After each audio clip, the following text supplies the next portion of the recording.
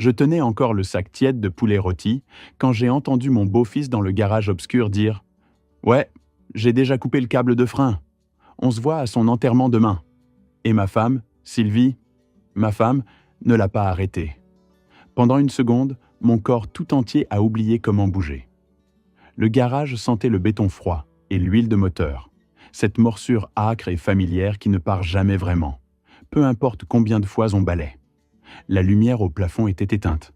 Alors la seule lueur venait de la petite fenêtre au-dessus de l'établi et de l'écran bleu du téléphone de Mathieu. Je pouvais voir sa silhouette. Épaules larges, tête penchée, comme s'il écoutait un bulletin météo. Mes doigts se sont crispés autour du sac en papier.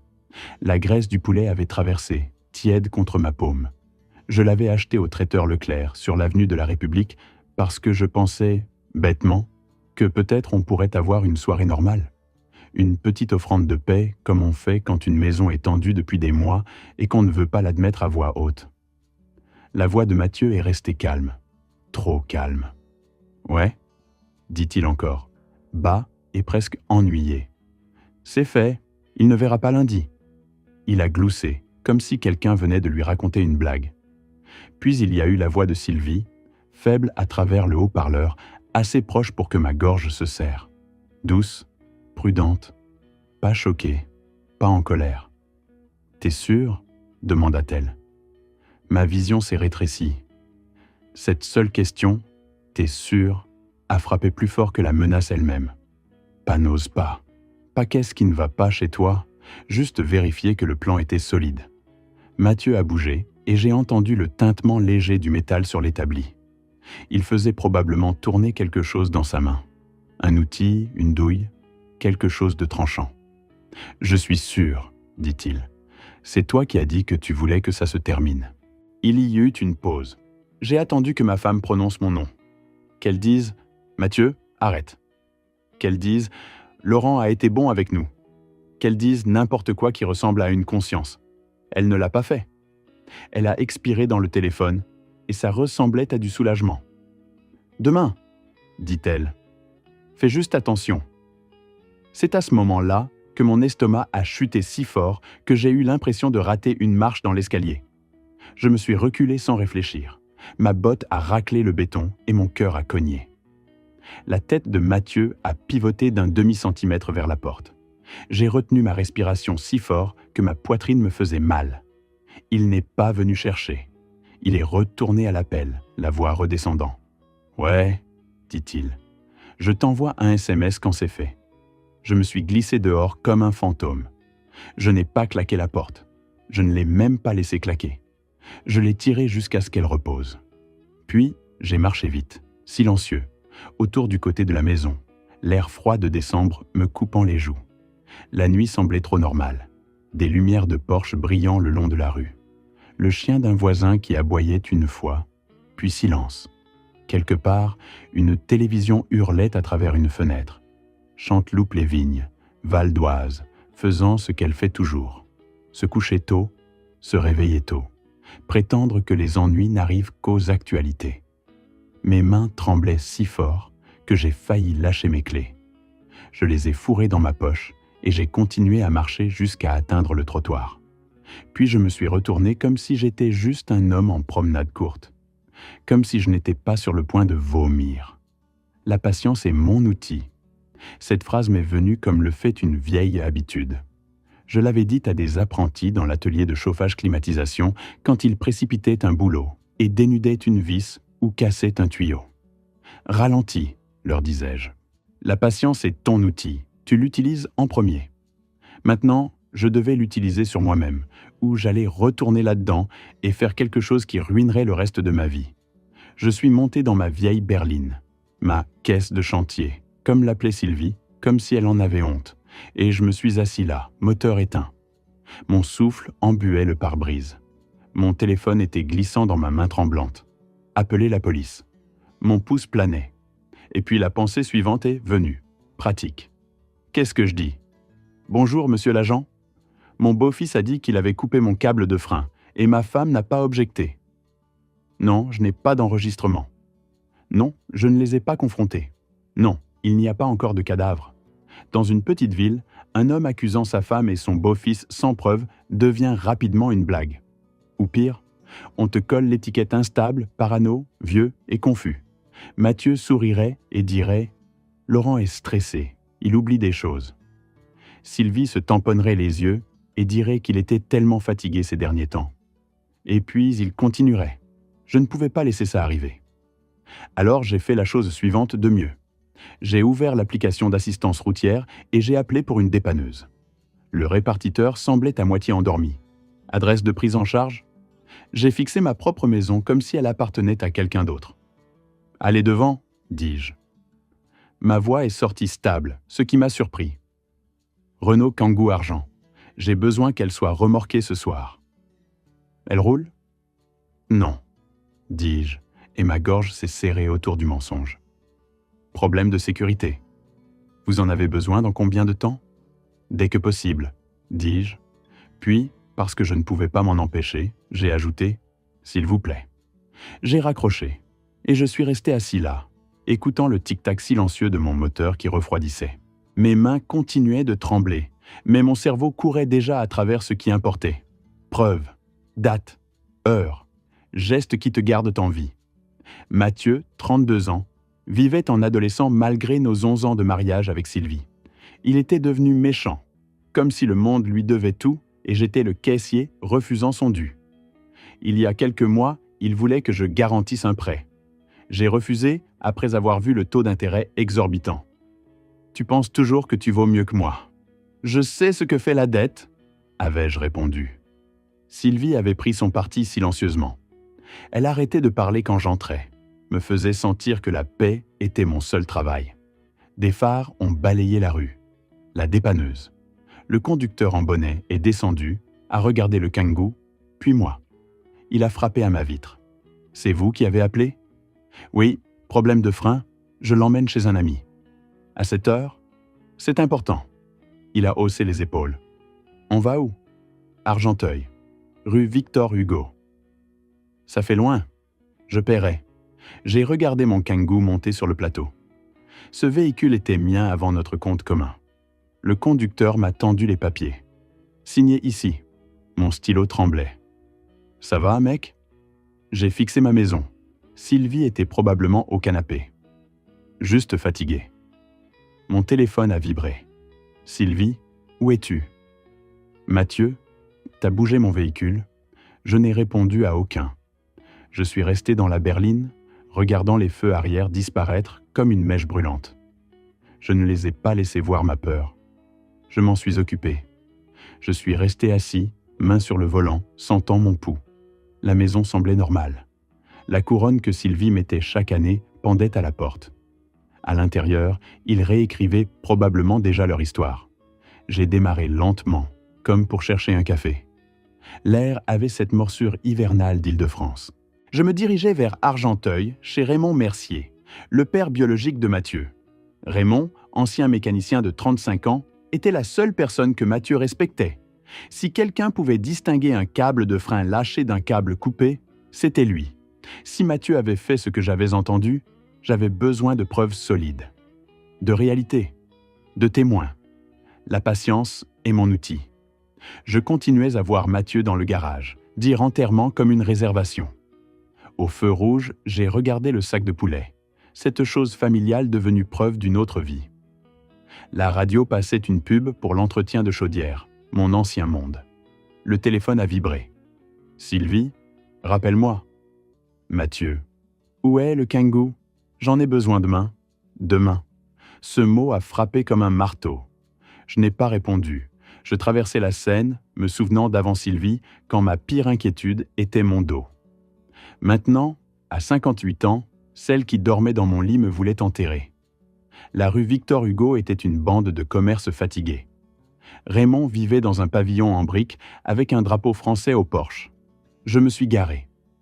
Mes mains avaient cessé de trembler. Quelque chose de calme et froid avait pris le dessus.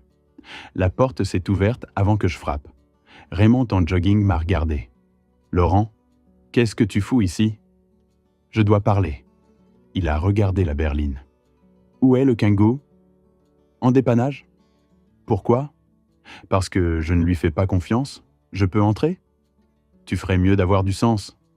Ça sentait le café et le cuir. Des photos de Mathieu couvraient les étagères. Raymond avait gardé les meilleures parts. Il a fait signe vers la table. Je me suis assis. J'ai sorti le reçu de dépannage. Raymond l'a pris, a plissé les yeux, a lu la ligne d'adresse. « Tu l'as fait remorquer ici », dit-il lentement.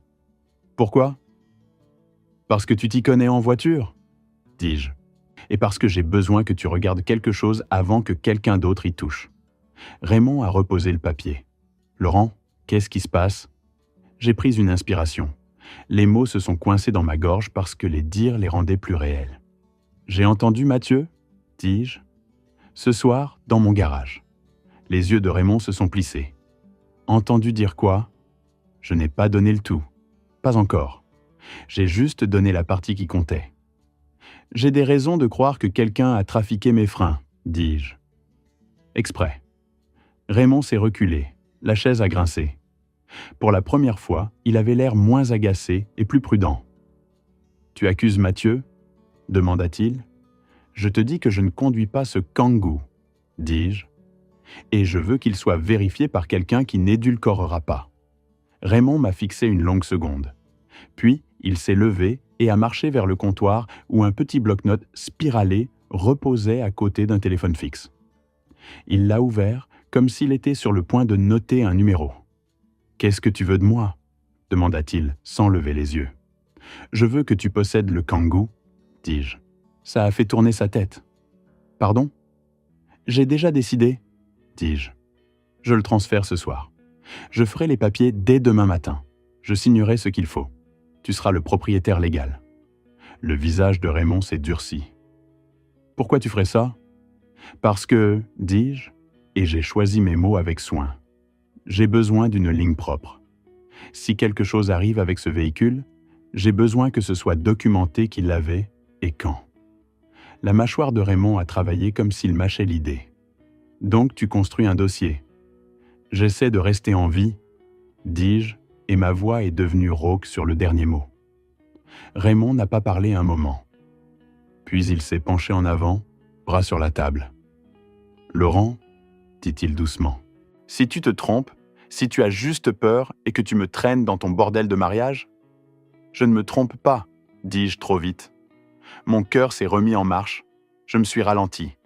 Raymond, je ne te demande pas de me croire, je te demande de regarder. » Il m'a observé et j'ai pu voir le calcul dans ses yeux. Raymond était un homme qui faisait plus confiance aux moteurs qu'aux gens, aux faits plutôt qu'aux sentiments. Finalement, il a hoché la tête une fois. « D'accord, dit-il, je vais regarder. » Puis il a pointé un doigt vers moi. « Mais tu écoutes, si ce truc est dangereux, je ne le conduis nulle part. Je le tire directement dans le garage et je le mets sur cale. Compris ? » Le soulagement m'a frappé si fort que mes yeux ont piqué. « Oui, dis-je. C'est ce que je veux. » Raymond s'est levé et a attrapé son manteau sur un crochet près de la porte arrière. La dépanneuse devrait être proche. « Déjà en route ?» dis-je. Il a marqué une pause, puis m'a regardé. « Pourquoi tu me le donnes, Laurent ? Vraiment ? C'est quoi le piège ?» J'ai croisé ses yeux et j'ai laissé passer un peu de vérité. « Il n'y a pas de piège, dis-je. Fais-moi juste une faveur. Vérifie-le de fond en comble avant même de penser à le faire rouler. » Raymond m'a fixé. Puis son expression s'est adoucie. Pas de la gentillesse exactement, mais de la compréhension. Le genre qu'on obtient d'un homme plus âgé qui a vu ce qu'un mauvais gamin peut faire à une famille. Il a hoché la tête encore. « Ouais, dit-il, je le ferai. » Dehors, des phares ont balayé la fenêtre. La dépanneuse était arrivée. Raymond s'est dirigé vers la porte et je l'ai suivi. Mon téléphone a vibré encore. Cette fois, ce n'était ni Sylvie ni Mathieu. C'était un appel manqué d'un numéro que je ne reconnaissais pas. Puis un autre et un autre. J'ai regardé l'écran alors qu'il s'allumait encore une fois. Raymond Mercier. Il se tenait juste à côté de moi. Il n'avait pas appelé. Il n'avait même pas touché son téléphone. Raymond a vu mon visage changer et il a sorti son propre téléphone de sa poche et l'a vérifié. Son écran s'est allumé aussi. Appel manqué, Mathieu. Les yeux de Raymond se sont levés vers les miens. « Ton gamin cherche ce Kangoo », dit-il doucement. Mon estomac s'est serré. « Ouais », dis-je. « Je sais. » Et alors que le dépanneur a baissé le plateau et que le câble cliquetait comme des chaînes dans le froid, j'ai réalisé quelque chose que je ne m'étais pas encore laissé penser. Mathieu ne planifiait pas juste de me tuer. Il planifiait de le faire bientôt. Le dépanneur n'a pas perdu de temps. Il a reculé le plateau, le métal gémissant, les chaînes claquant fort dans le quartier silencieux. Raymond se tenait les bras croisés, regardant chaque centimètre comme s'il possédait déjà le camion, ce qui, d'une certaine manière, serait bientôt le cas. Je suis resté en retrait près de la berline, téléphone dans la main, pouce planant. Mon cœur battait trop vite encore, comme s'il voulait s'échapper et courir avant que je le fasse. Raymond a fait signe au conducteur. « Mets-le juste devant le garage, » dit-il. « Je m'en occupe après. » Le conducteur a hoché la tête. « Vous voulez que je le dépose ou que je le décroche à l'intérieur ?»« Dépose, » dit Raymond. Je ne le conduis pas d'un centimètre. Ces mots m'ont stabilisé plus que n'importe quoi d'autre cette nuit. Le Kangoo a roulé hors du plateau et s'est posé avec un choc lourd. Le dépanneur a fini ses papiers, a été payé et est parti, farce disparaissant dans la rue Victor Hugo. Comme ça, la rue est redevenue silencieuse. Raymond n'a pas perdu de temps.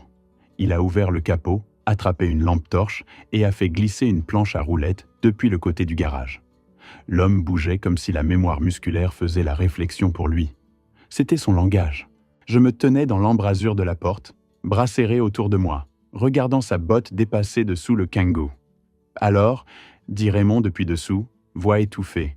« Tu veux me dire exactement ce que t'as entendu ?» J'ai avalé. Il a dit qu'il avait coupé le câble de frein. Silence. Puis Raymond est sorti à moitié, s'est appuyé sur un coude et m'a regardé droit dans les yeux. « T'es sûr que c'est ce qu'il a dit ?»« Oui. » « Et Sylvie ?» Elle ne l'a pas arrêté. Raymond m'a fixé une longue seconde, puis s'est remis sous le camion sans un autre mot. Sa lampe torche balayait le métal, les tuyaux, les câbles. Je l'ai entendu marmonner pour lui-même, de petits demi-mots comme le font les mécaniciens quand ils réfléchissent. Mon téléphone a vibré encore. « Mathieu, pourquoi mon père appelle au sujet du Kangoo ?» Je n'ai pas répondu. Puis un autre SMS est arrivé, cette fois de Sylvie. « Laurent, s'il te plaît, ça devient n'importe quoi. Ça devient n'importe quoi. » J'ai éteint le téléphone et je l'ai enfoncé dans ma poche. Mes mains étaient glissantes de sueur, même dans le froid. Dessous le camion est venue une inspiration brusque. « Laurent, » dit Raymond. Sa voix était différente maintenant, tendue. « Viens voir ça. » Mes jambes se sont senties lourdes alors que je marchais et m'accroupissais. Raymond a incliné la lampe torche pour que je puisse voir. Je ne suis pas mécanicien, mais j'ai travaillé autour de machines toute ma vie. Je connais la différence entre usé et cassé, entre vieux et endommagé. Le câble de frein n'était pas effiloché. Il n'était pas rouillé. Il était coupé net, droit, comme si quelqu'un l'avait fait lentement, soigneusement, avec le bon outil. Je l'ai fixé jusqu'à ce que ma vision se trouble. C'est pas un accident, finit Raymond. Il est sorti complètement et s'est assis, passant une main dans ses cheveux. C'est délibéré. Mon estomac s'est retourné. Même si je m'y étais attendu, l'avoir craint, le voir rendait tout plus lourd, plus réel. Raymond s'est levé et a fait les 100 pas une fois, puis s'est arrêté devant moi. « Quand tu l'as conduit la dernière fois ?»« Hier après-midi ?» dis-je. Il roulait bien. Il a hoché la tête. « Alors ça a été fait après. » Ma poitrine s'est serrée. Ce soir, Raymond a soufflé une longue expiration. Putain. Pendant un moment, ni l'un ni l'autre n'a parlé. Le froid s'infiltrait à travers mon manteau. Quelque part dans la rue, une porte a claqué. La vie qui continue. Raymond a sorti son téléphone de sa poche. J'appelle la police. Mon pouce a grimpé. Attends. Il m'a regardé sèchement. Laurent, c'est pas une dispute de famille. C'est sabotage criminel. Quelqu'un aurait pu mourir. Je sais, dis-je. Laisse-moi juste passer un coup de fil d'abord. Il a hésité, puis a hoché la tête une fois. Je me suis éloigné de quelques pas et j'ai rallumé mon téléphone. Les appels manqués et les textos ont inondé l'écran. Je les ai ignorés et j'ai tapé un numéro que j'avais sauvegardé il y a des années, mais rarement utilisé.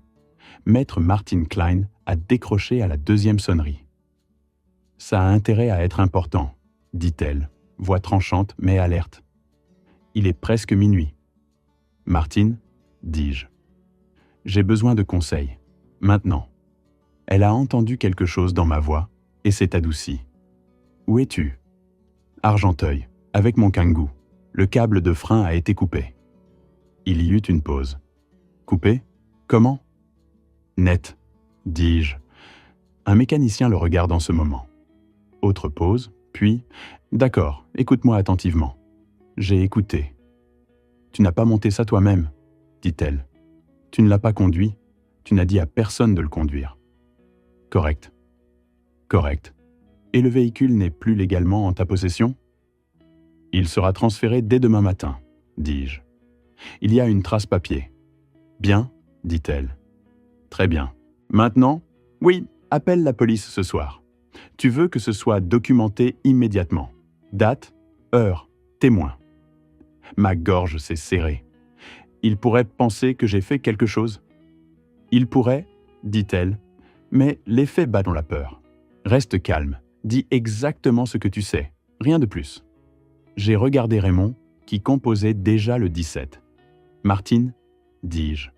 Je l'ai entendu dire qu'il l'avait déjà fait, qu'il me voulait mort. Sa voix a baissé. Alors tu as fait la bonne chose en sortant de cette maison. J'ai raccroché et je suis retourné. Raymond a terminé l'appel et a remis son téléphone dans sa poche. Ils envoient que quelqu'un, dit-il. Bientôt. On a attendu dans le garage, le câble de frein coupé suspendu là comme une accusation. J'entendais mon propre cœur battre dans mes oreilles. Ma bouche avait un goût métallique. Les sirènes ont gémi faiblement au loin, puis ont grandi plus fort. Des lumières rouges et bleues ont lavé la porte du garage, le camion, le visage ridé de Raymond. 2 officiers sont sortis, un plus âgé, un plus jeune. Ils ont pris les déclarations. Ils ont photographié le câble.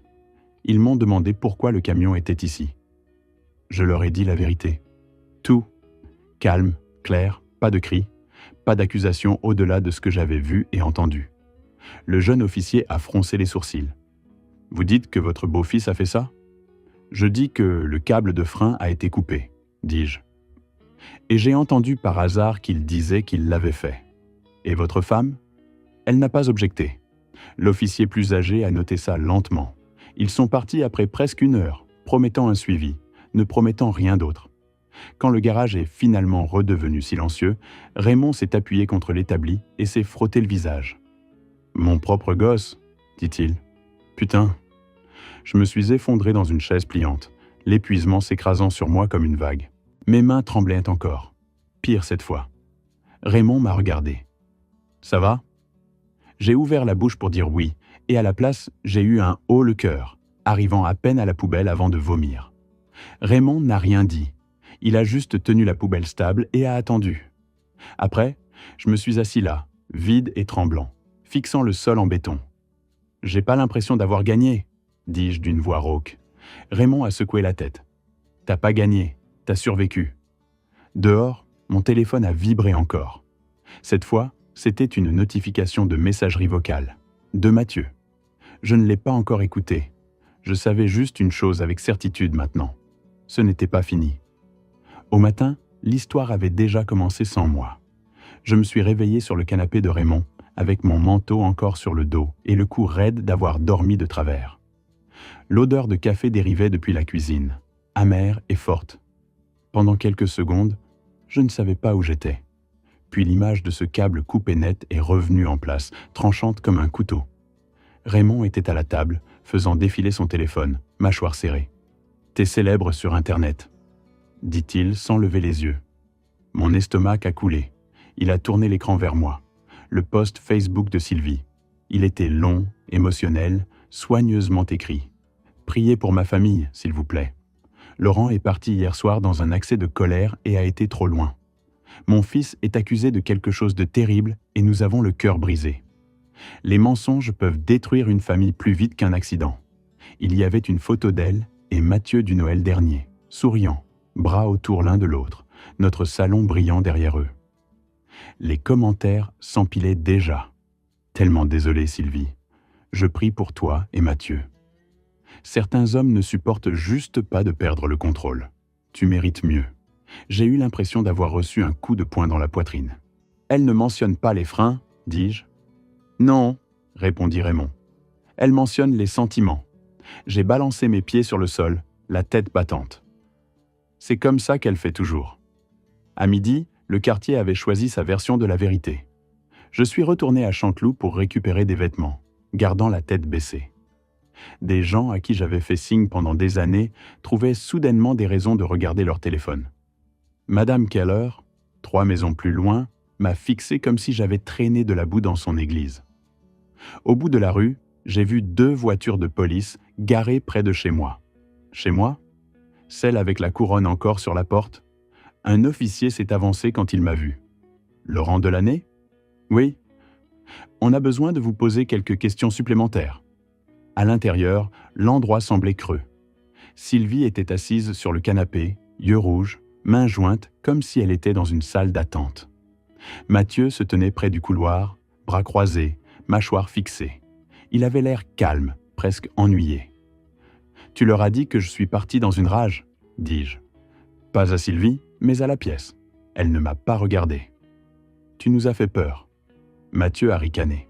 « Ouais, Laurent, tu agis bizarrement ces derniers temps. » L'officier a levé une main. « Gardons ça respectueux ?» J'ai répondu à leurs questions encore. Même fait, même chronologie. Je sentais Mathieu me regarder comme s'il attendait que je glisse. Puis il a parlé. « Mon beau-père me déteste, » dit-il, voix blessée. « Il essaie de me virer de la maison depuis des mois. »« C'est pas vrai, » dis-je. Sylvie a enfin levé les yeux. « Tu as dit qu'il devait déménager. »« J'ai dit qu'il avait besoin d'un plan, » répondis-je. « Il a 32 ans. » L'officier a griffonné des notes. Quand ils sont partis, Sylvie s'est levée et a pointé vers la porte. « Tu ne devrais pas être ici. » J'ai ri une fois, court et laid. « T'as planifié mes funérailles ?»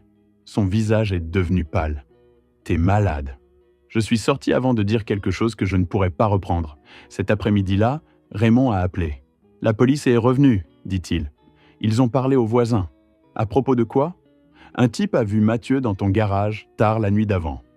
Un autre a entendu des outils cliqueter. Mon pouls a bondi. Ils t'ont dit ça ? Ils m'ont dit qu'ils construisent une chronologie. Le soir venu, la page du groupe paroissial avait son propre post. Sylvie l'avait partagé, demandant des prières durant cette période difficile.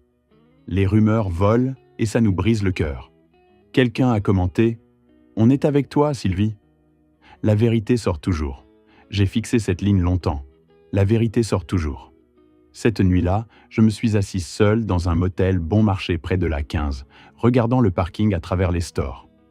Chaque paire de phares faisait tendre mes épaules. J'ai écouté le message vocal de Mathieu que j'avais ignoré la nuit d'avant. « Laurent, dit-il, voix lisse. T'as vraiment merdé cette fois. Papa est contrarié. Maman est contrariée. T'avais pas besoin de faire ça ? On aurait pu parler. » Maman. Il ne l'appelait jamais comme ça devant moi. J'ai transféré le message vocal à Martine avec la date et l'heure attachée. 10 minutes plus tard, elle a appelé. « Bien, » dit-elle. « Ça aide. »« Ça aide à quoi ?»« L'intention, » répondit-elle. Dans le ton.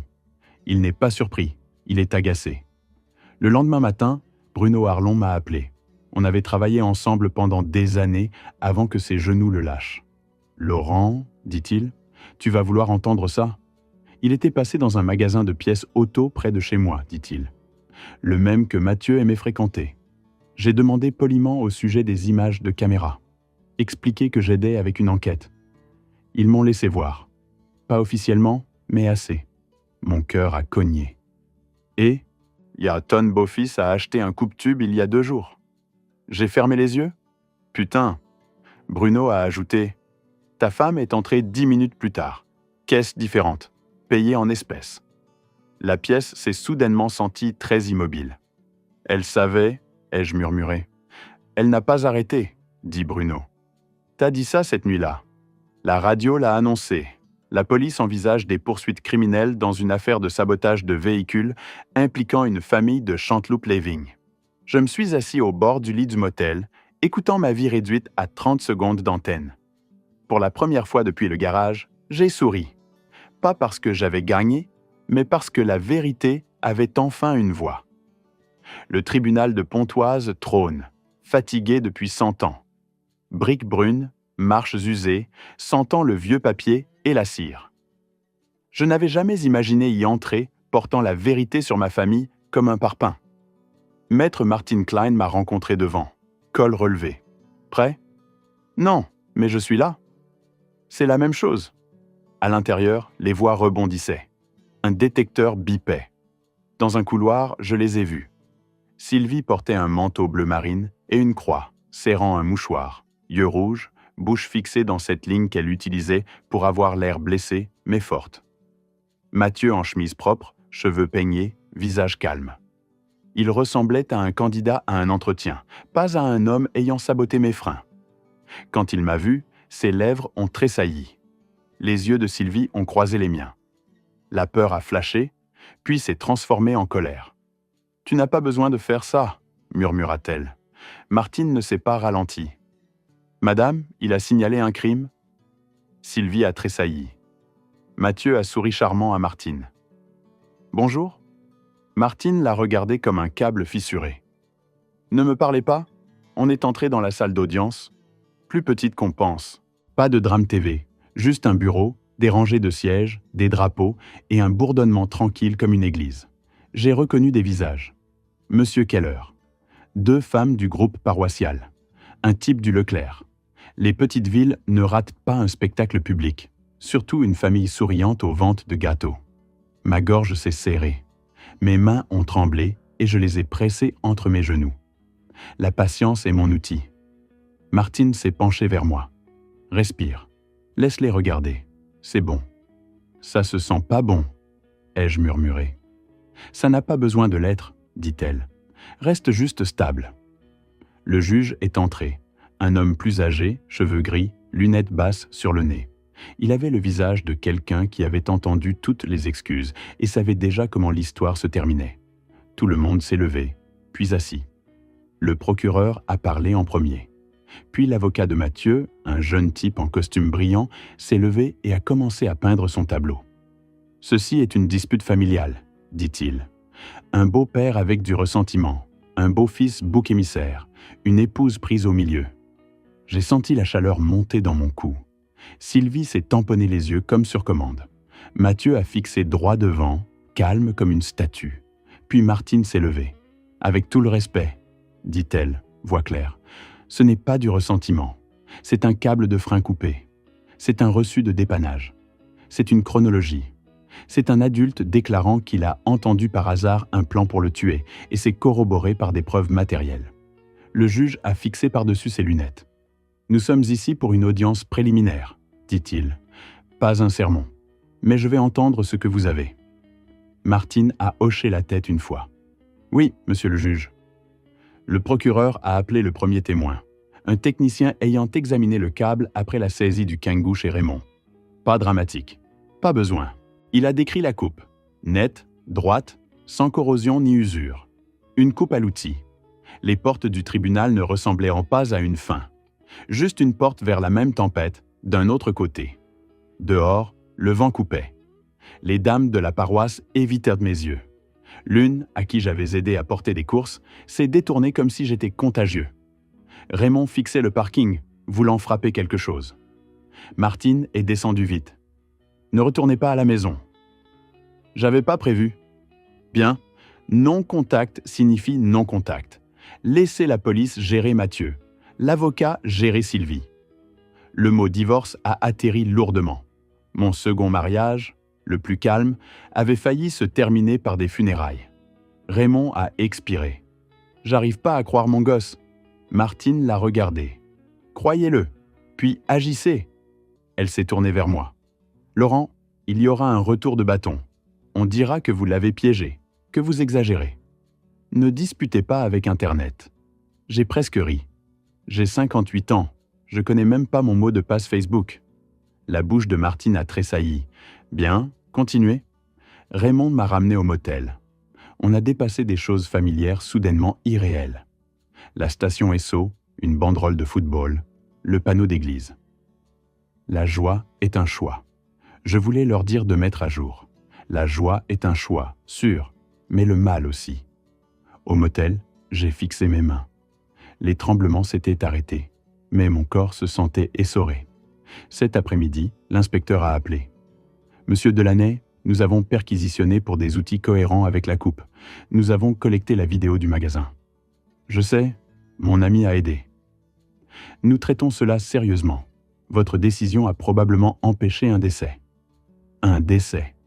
Pas votre mort, mais c'est ce qu'il voulait dire. Ma poitrine s'est serrée. Pas de peur, de la prise de conscience de combien j'étais passé proche. Cette nuit, je n'ai pas dormi. Je voyais le garage, l'obscurité, la lueur du téléphone de Mathieu. Sylvie demandant s'il était sûr. Vers 3 heures, mon cœur s'est emballé, mes mains engourdies. Je pensais faire une crise cardiaque. Je me suis assis sur le sol de la salle de bain, dos contre la baignoire, respirant superficiellement, essayant de ne pas paniquer. La patience est mon outil. Je l'ai murmuré comme une prière, encore et encore. Au matin, j'ai pris rendez-vous aux urgences. Je détestais le faire. Les hommes de mon âge feront n'importe quoi pour éviter de s'asseoir dans une salle d'attente pleine d'étrangers, qui toussent, mais je ne faisais plus confiance à mon corps. L'infirmière a pris ma tension et a levé les sourcils. « Sous stress ?» demanda-t-elle. J'ai ri une fois, sec. On peut dire ça. Le médecin m'a dit que mon cœur allait bien, mais que mes chiffres étaient élevés. Il m'a dit de couper la caféine, de dormir, et cette partie m'a donné envie de lever les yeux au ciel, de réduire le stress. « Bien sûr, dis-je, je vais juste lui dire d'arrêter. » Il n'a pas ri, il m'a juste regardé comme s'il avait vu cette blague exacte 1000 fois. « Monsieur Delaney, dit-il doucement, le stress peut vous tuer si les gens ne le font pas. » Cette phrase est restée avec moi. Au cours de la semaine suivante, les choses ont avancé en étapes officielles lentes. Papier, coup de fil, Martine qui prenait des nouvelles, l'inspecteur qui me mettait à jour, Raymond qui appelait avec des mises à jour courtes et tranquilles, comme s'il ne se faisait pas confiance pour parler trop longtemps sans craquer. Sylvie a essayé de me contacter 2 fois. Une fois avec un message vocal qui commençait par des sanglots et se terminait par de la colère.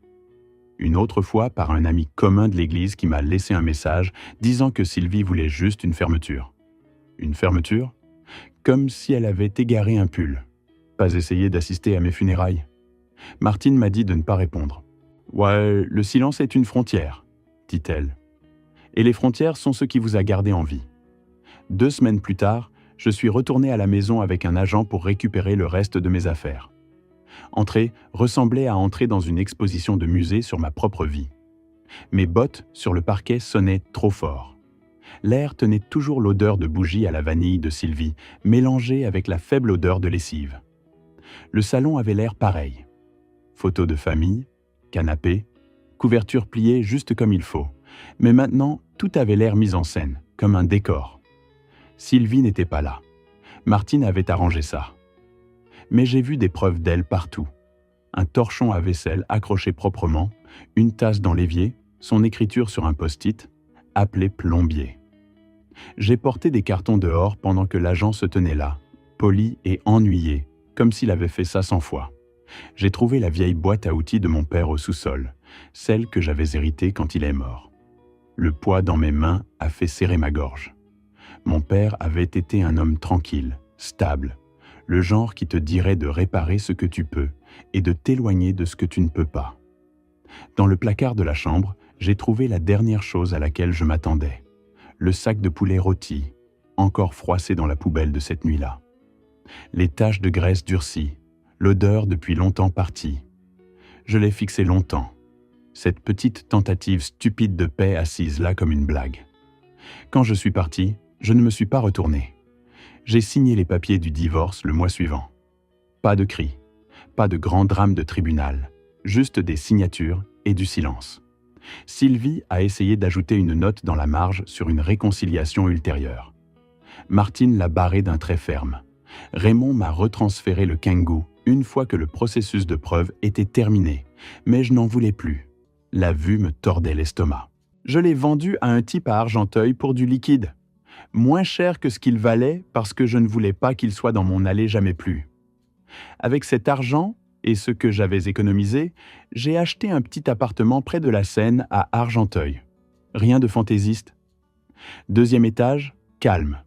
Pas de garage attenant. Juste un petit balcon avec une vue sur l'eau qui bougeait même quand tout le reste semblait coincé. Le premier matin là-bas, j'ai fait du café et je me suis assis dehors en sweatshirt, regardant la Seine emporter des feuilles en aval. L'air sentait propre, comme de la terre humide et de la pierre froide. Je pensais que je me sentirais triomphant. Non, je me sentais fatigué. Je me sentais plus vieux que 58 ans. Mais je sentais aussi autre chose. Quelque chose que je n'avais pas senti depuis longtemps. En sécurité. Pas parfaitement en sécurité. Rien dans la vie ne l'est, mais assez en sécurité pour respirer sans goûter la peur.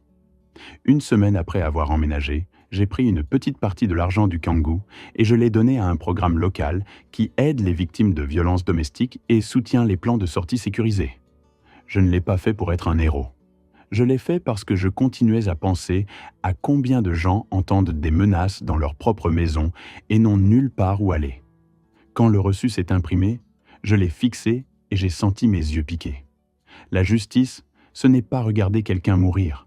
La justice, c'est regarder la vérité se lever quand tu ne pouvais pas. Ce soir-là, j'ai reçu un dernier message d'un numéro que je ne reconnaissais pas. Il était court. « T'as tout ruiné. » Pas de nom, pas de signature, mais je savais. Je l'ai supprimé sans répondre, parce que la vraie vengeance n'était pas un discours intelligent ou un coup dramatique, c'était refuser de jouer leur jeu plus longtemps. Je me suis assis sur le balcon, écoutant la scène, et j'ai pensé au moment dans le garage.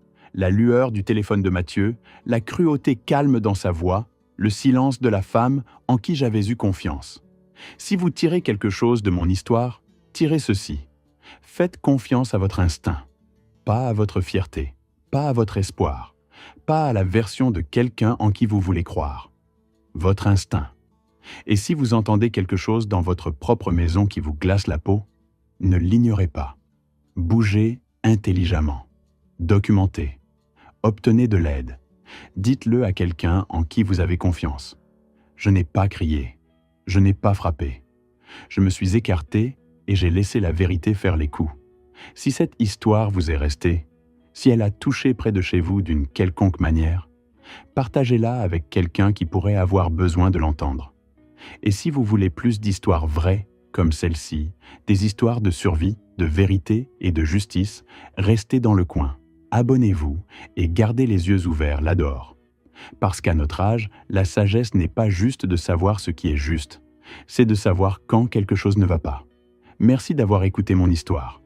Si elle t'a touché, laisse un like, écris en commentaire ce qui t'a le plus parlé et abonne-toi à la chaîne.